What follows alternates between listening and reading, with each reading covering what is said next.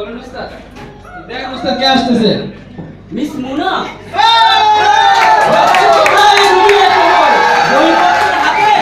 তোমার প্রেমে বসলো আমি, যাবে আমার সাথে?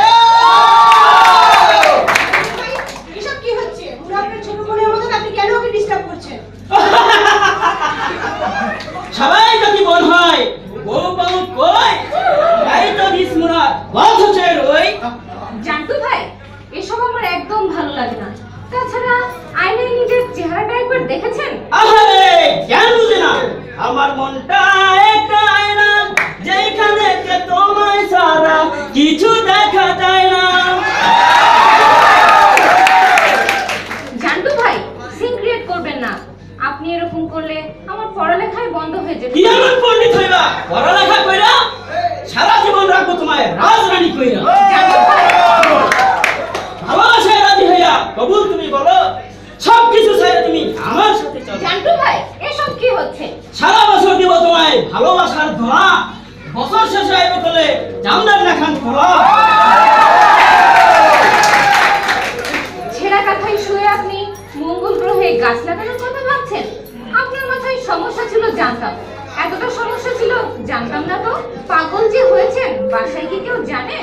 আদর কইরা যখন তুমি পাগল আমায় বলো, মনে হলো সব পেয়েছি, জীবন ধন্য হলো। জানতু ভাই, মনে তো হয় সারাক্ষণই পাগল কইরা রাখো, তোমার মনের খাঁচায় আমায় বন্দি করে রাখো। খেয়ে তো আর কাজ পায় না যে আমার মনের খাঁচায় আপনাকে বন্দি করে রাখবো।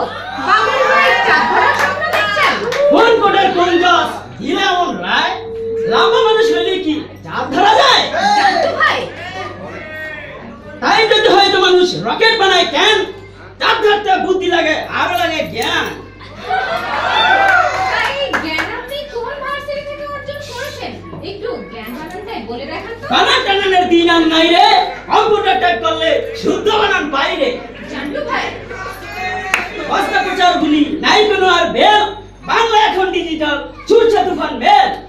আপনার তুফান মিলে আপনি যেখানে খুশি সেখানে যান, আমাকে বিরক্ত করবেন না।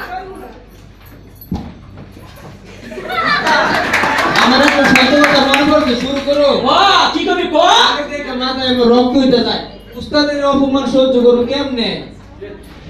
উস্তাদ, তুই তো তোমার কথা বলে এত সুন্দর ছন্দের মতন মিলে যায়, আমারটা মিলে না কেন? ছাগল দিয়া হয়তো যদি হাওড়া অনেক দাম, তাইলে কি আর থাকতো মামু গরুর এত দাম? উস্তাদ, বুঝলাম না, আপনার আরো দুটো বুঝাইলেন। ও তুই বুঝবি না, চল।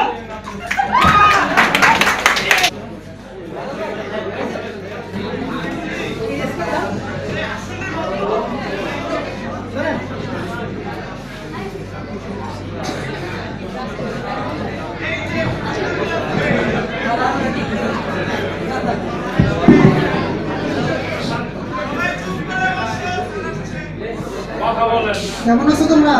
স্যার ভালো, আপনি ভালো আছেন? তোমাদের বাড়িতে সবাই ভালো? জি স্যার। আচ্ছা, ঠিক আছে। আমরা আজকে যে বিষয় নিয়ে ক্লাস নিব সেটি হচ্ছে ডিজিটাল বাংলাদেশ।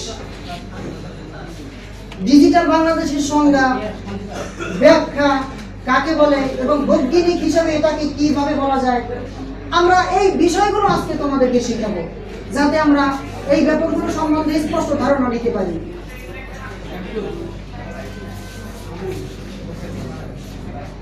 তাহলে তোমরা বলো যে ডিজিটাল বাংলাদেশ কাকে বলে? স্যার, আমি কই?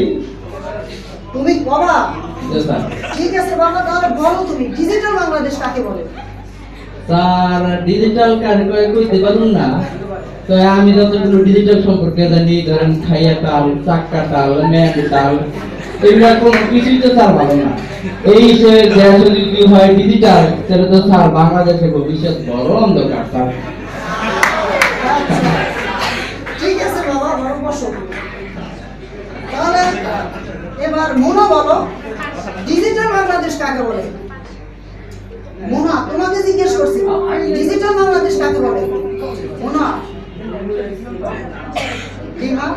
লীলা, কি হয়েছে? স্যার আসলে মুনা প্রতিদিন কলেজ থেকে বাড়ি ফেরার মধ্যে পাড়ার মাস্টার জান্টু ভাই মুনাকে প্রতিদিন ডিস্টার্ব করে, তাই মুনা খুব আপসেট স্যার।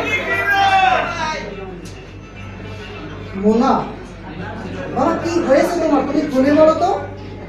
স্যার আসলে প্রতিদিন যখন কলেজে আসি তখন আমাদের পাড়ার জান্টু ভাই খুব ডিস্টার্ব করে। এটা অনেকদিন আগে থেকে উনি প্রপোজাল দিয়ে আসছে, কিন্তু আমি অ্যাকসেপ্ট করছি না, যার কারণে তার বারবারই চলেই যাচ্ছে। স্যার আমার মরে যেতে ইচ্ছে করছে। মোনা কি বলো তুমি, তুমি একজন ব্রিলিয়ান্ট স্টুডেন্ট, তোমার মতো শিক্ষার্থীরা আত্মহত্যা করবে এ কথা কিভাবে ভাবে? না মোনা, এটা হতে পারে না। তোমার এখন মানসিক সাপোর্ট দরকার। জি স্যার। তাহলে আমার একজন পরিচিত সমাজকর্মী বন্ধু আছে, তাহলে কালই আমি তোমাকে নিয়ে তার কাছে যাব। স্যার আপনি ঠিকই বলেছেন, মুনার যে অবস্থা, মনের যে অবস্থা, তাকে একজন সোশ্যাল ওয়ার্কারই পারবেন সঠিক পরামর্শ দিতে। হ্যাঁ মা বুঝা, তুমি ঠিকই বলেছো। তাহলে আগামীকালই আমরা মুনাকে নিয়ে আমার বন্ধু চেনা সমাজকর্মীর কাছে আমরা আগামীকাল চলে যাব। স্যার আপনি সঠিক সিদ্ধান্তই নিয়েছেন, আপনি কালই মোনাকে নিয়ে সোশ্যাল ওয়ার্কারের কাছে। ঠিক আছে, তাহলে আজকের মতো ক্লাস এখানেই চলে শেষ করছি। আগামীকাল আমরা মুনাকে নিয়ে আমাদের সমাজকর্মীর কাছে যাব।